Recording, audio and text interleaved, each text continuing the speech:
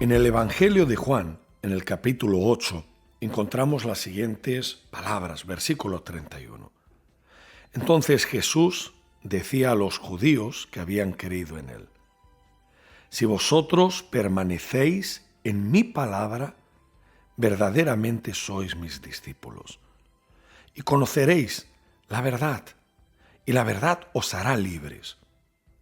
Ellos le contestaron: somos descendientes de Abraham, y nunca hemos sido esclavos de nadie.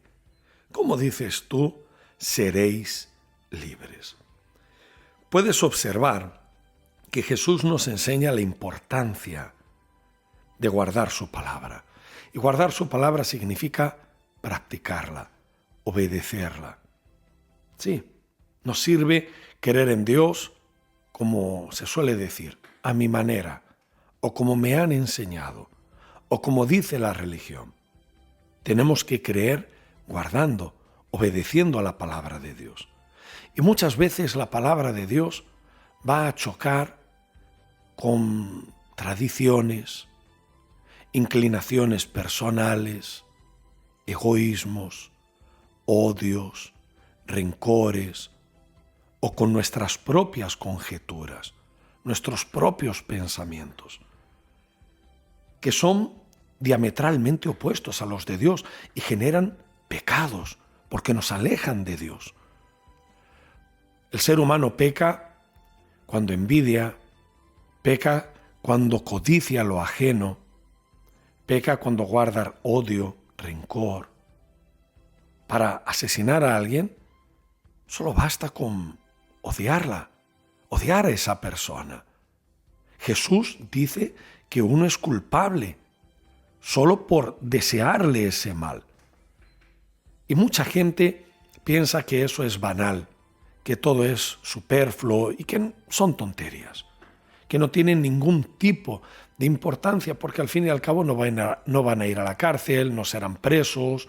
El Código Penal pues no les va a castigar por tener envidia o tener malos pensamientos o por desear a alguien pues con la mirada. Pero delante de Dios sí, el ser humano es culpable. Y es por eso que es muy importante que conozcamos la verdad, porque el conocimiento de la verdad nos va a conducir al arrepentimiento y a entregar nuestras propias vidas al Señor Jesús.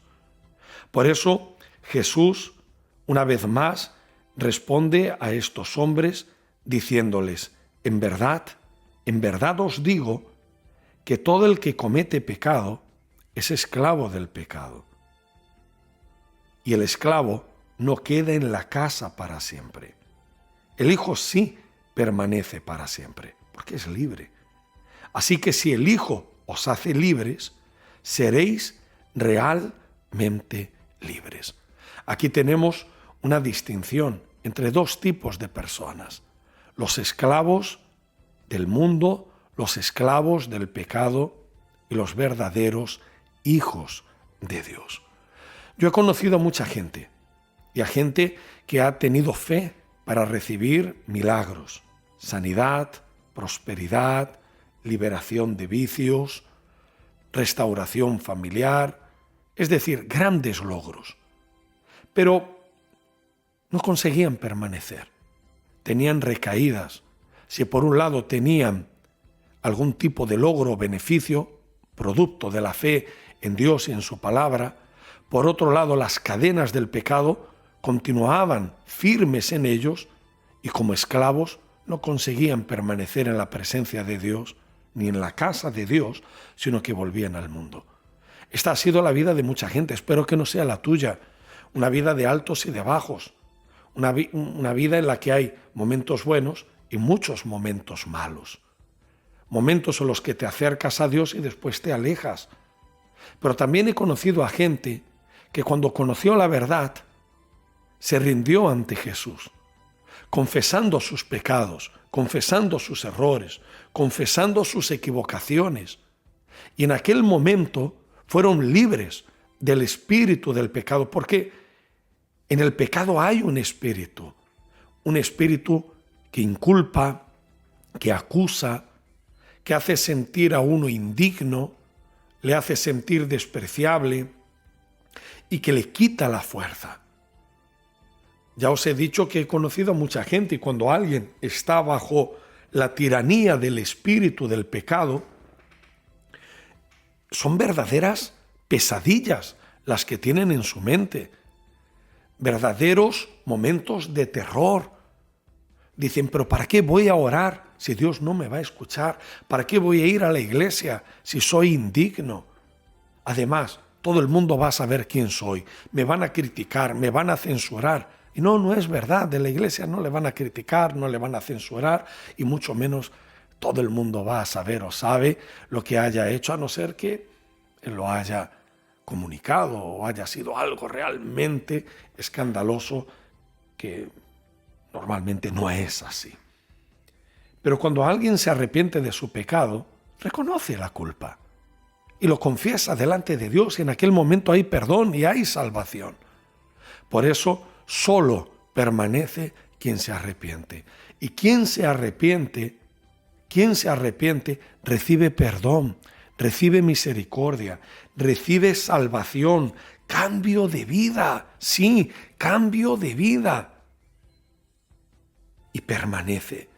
Como al inicio de este capítulo, el 8, Jesús, a una mujer que había sido sorprendida en el acto mismo del adulterio, cuando dijo: el que esté libre de pecado, que tire la primera piedra, viendo que nadie la acusaba, todos ellos acusados por sus propias conciencias, le dijo a la mujer: ¿dónde están ellos?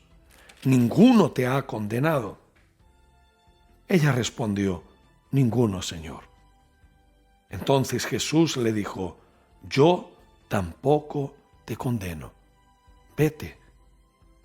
Desde ahora no peques más.